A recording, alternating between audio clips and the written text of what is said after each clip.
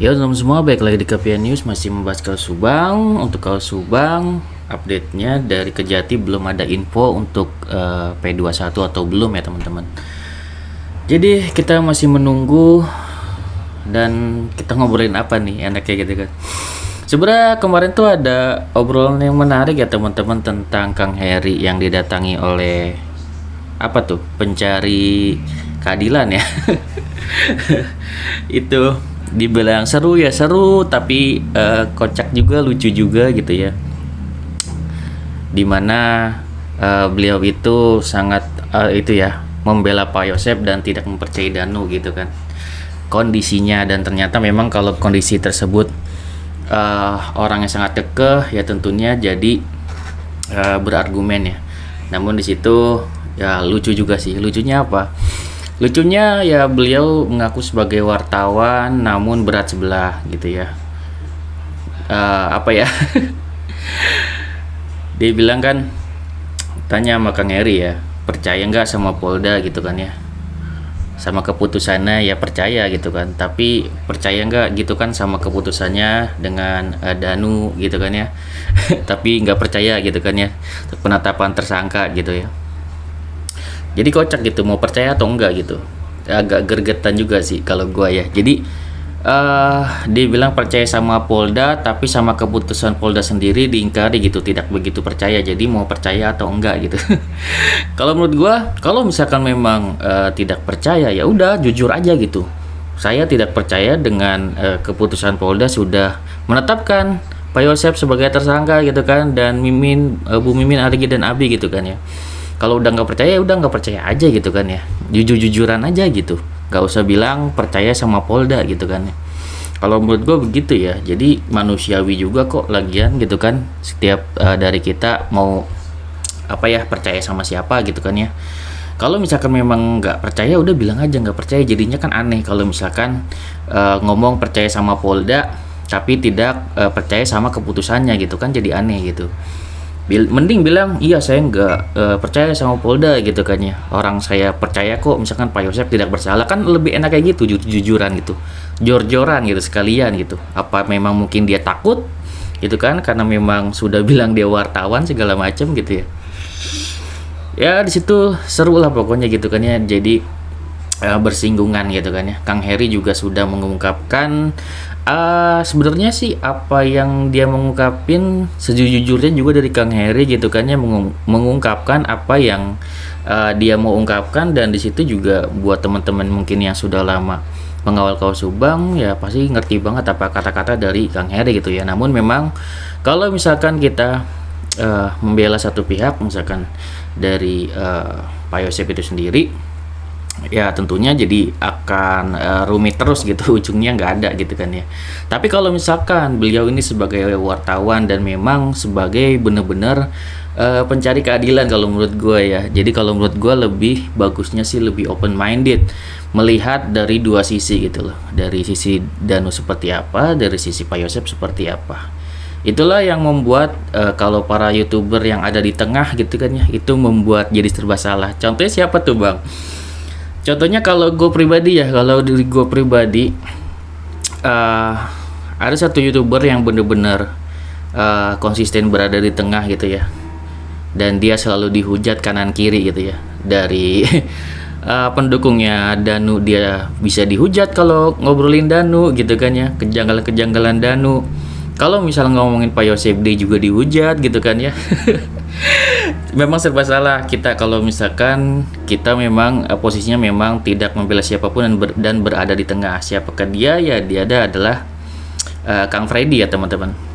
Kang Freddy Sudaryanto itu memang konsisten selalu berada di tengah dan selalu mengucapkan sesuai data-data yang ada, yang dia temukan gitu kan.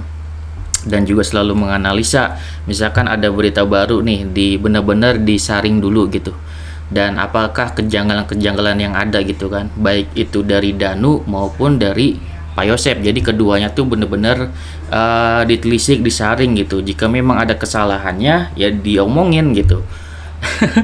Cuman ya seperti itu ya teman-teman, di kala kita ngomongin salah satu gitu kan, maupun dari yang kanan maupun yang kiri gitu kan, ngomongin Danu serba salah, ngomongin Faisal serba salah, tapi itu adalah risiko dari Kang Freddy ya, karena kita memang berada di tengah gitu, seperti itu. Dan juga kalau misalkan kita dianggap berpihak atau kayak gimana karena ngomongin salah satu pihak, ya tentunya kalau misalkan yang mengikuti sejak lama tentunya ngerti ya, misalkan dari Kang Freddy gitu kan, pasti yang sudah mengenal Kang Freddy pasti tahu kalau beliau ini ada di tengah-tengah gitu. Dan ya gue juga sama seperti teman-teman semua mengikuti terus live-nya Kang Freddy gitu ya. Terus gimana Bang kemarin obrolan dengan Kang Heri dengan apa ya, pencari keadilan gitu.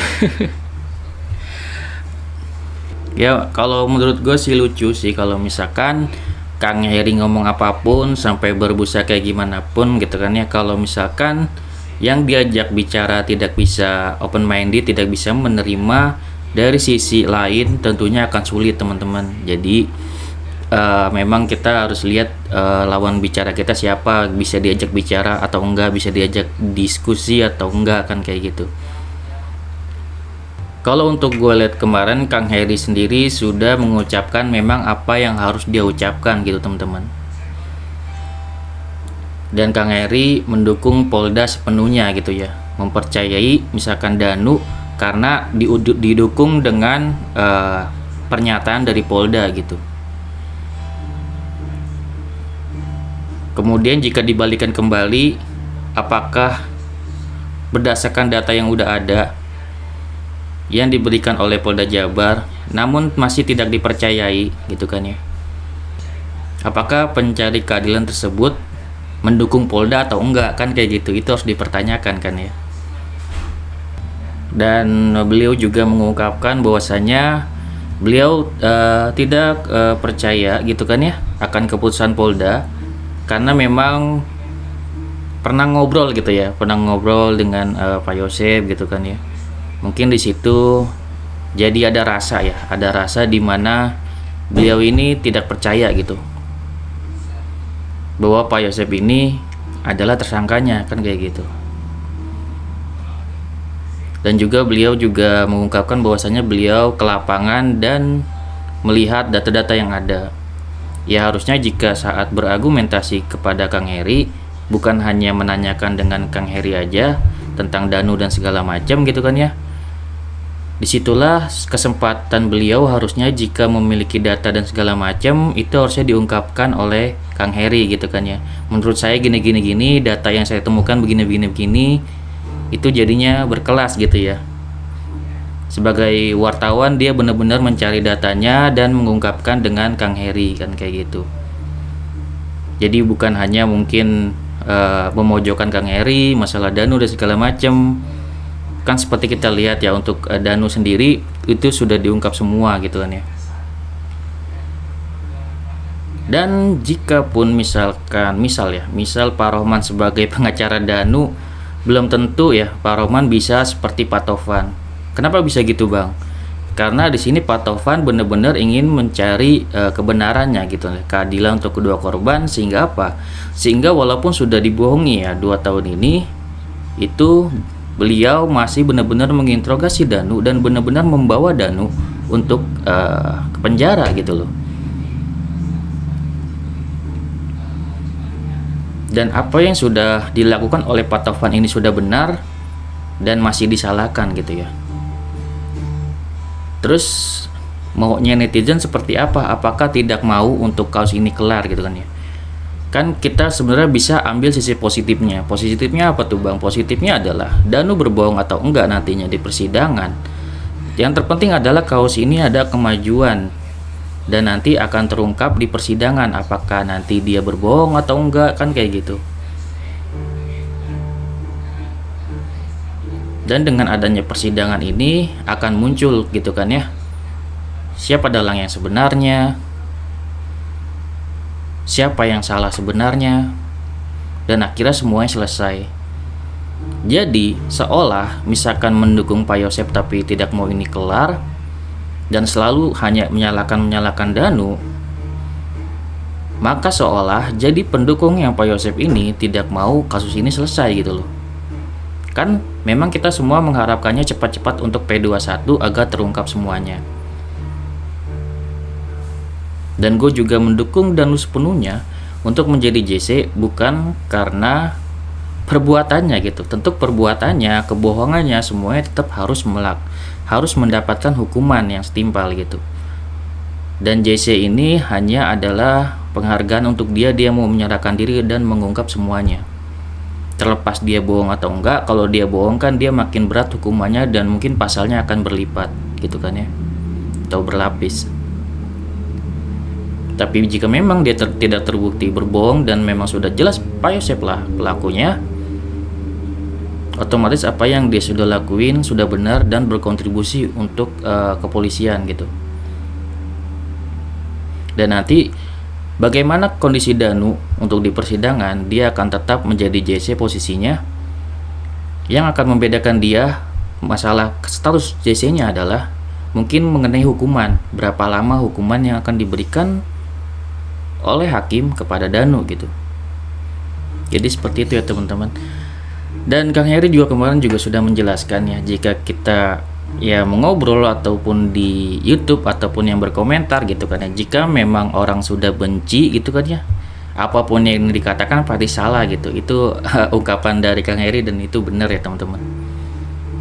Dan kalau gue pribadi ya mungkin ada yang sama ada yang enggak. Untuk masalah siapapun tersangkanya, buat gue itu enggak masalah, yang penting harus dihukum seberat-beratnya, baik itu Danu, Pak Yosep ataupun yang lainnya gitu.